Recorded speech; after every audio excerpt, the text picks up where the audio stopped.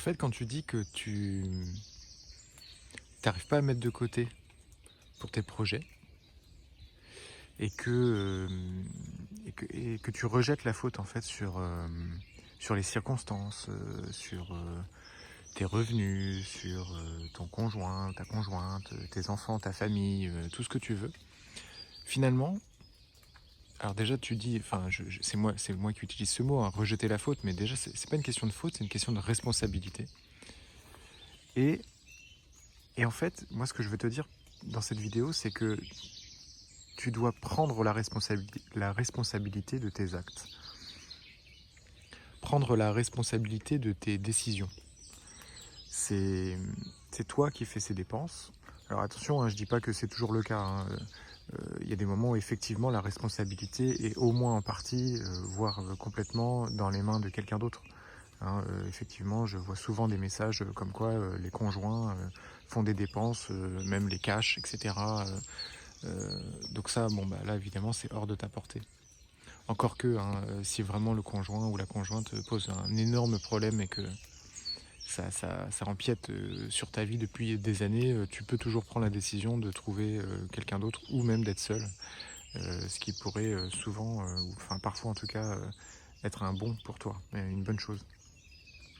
Mais voilà, ce que je voulais dire, c'est que donc il n'y a pas forcément la faute, mais il y a la responsabilité.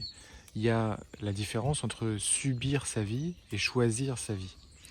Et j'en parlais hier dans ma vidéo quand je disais que si toi, ton choix, si ta priorité, c'est d'aller te faire un massage régulièrement ou d'aller chez le coiffeur toutes les semaines, ou etc., et que tu n'arrives pas à mettre de côté pour un voyage ou pour un truc un peu plus gros, ben c'est pas grave. Ce que je disais hier, hein, c'est pas grave, c'est ta vie, c'est tes choix, c'est tes priorités. Et si tu en prends la responsabilité, si tu les assumes, si c'est effectivement ce que tu es, bah alors tant mieux.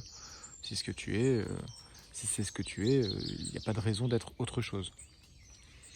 Et c'est vraiment une composante importante, je trouve, dans la vie, que de prendre ses responsabilités, de les assumer et de ne pas subir en fait. On n'est pas dans une position de victime où c'est pas de ma faute, c'est la faute de l'autre, c'est pas de ma faute, c'est la faute de la société, c'est pas de ma faute, c'est la faute de la pression familiale ou de cet accident que j'ai eu.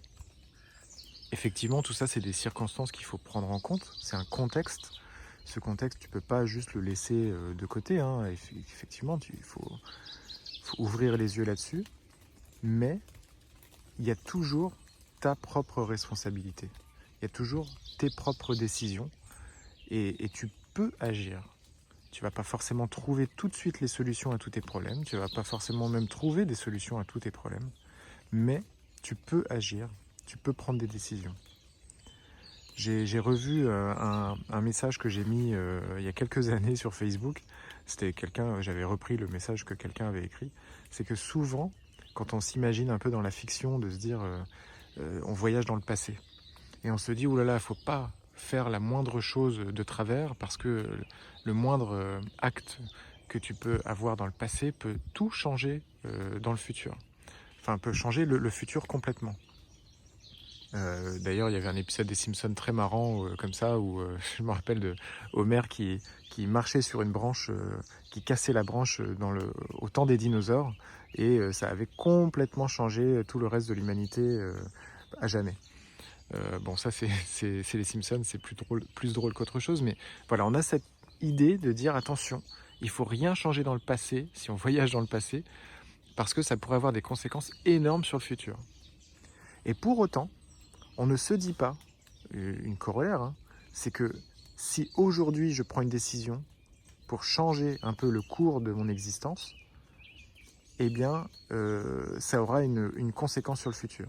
Il y a plein de fois où on se dit à quoi bon, puisque de toute façon je suis empêtré dans ce problème, donc à quoi bon essayer de changer quelque chose puisque rien ne changera jamais. Et pourtant si, on a le moyen de faire changer les choses. On a les moyens en tout cas d'essayer. Donc agir maintenant, choisir, prendre des décisions et ne pas subir. C'est mon message du jour. J'espère que vous aurez apprécié la vue de ces arbres. Hier, j'ai remarqué en regardant la vidéo par la suite que je bougeais beaucoup. Et ça m'a moi-même limite donné le tournis en la regardant. Donc je me suis dit qu'aujourd'hui je ferai une vidéo un peu plus fixe. Il y a toujours les oiseaux, il y a un petit peu les gouttes de pluie aussi.